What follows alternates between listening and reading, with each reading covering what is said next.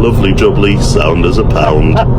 You'll see my most viral clip, but here's what I find most interesting and, from my experience, a recount of exactly what happened. I just joined this stretch of the A19 from the Moor Farm roundabout at Cramlington, and I could see that there were slow moving cars ahead of me, so I moved into lane 2. This was back in 2019. I will admit that I was going quite way over the speed limit. And as you can see, I was clearly passing other cars that were going much slower in the left-hand lane.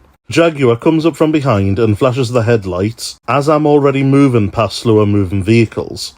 I was not bothered about them flashing their headlights in the slightest. I just think it was a stupid thing to do when I'm already established passing slower moving cars. Now, of course, I just let him be on his way, so I moved behind the Mercedes briefly in lane 1 so that he can pass, and then I moved back out into lane 2. Naturally, given that it's a 70-mile-an-hour road, I'm already looking at the distance for hazards, etc., and I can see the truck moving out into lane 2.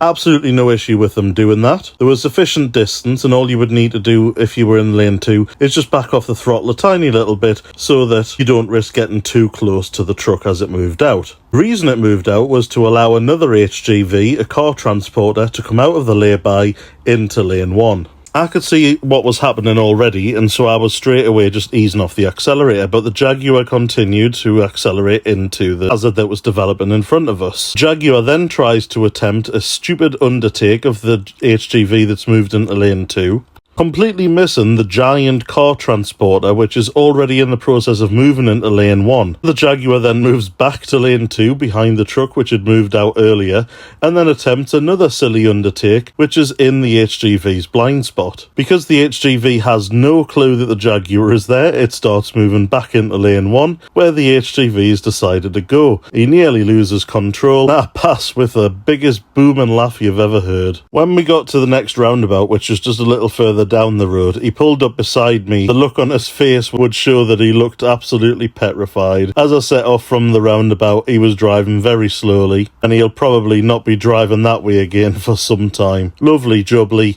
sound as a pound.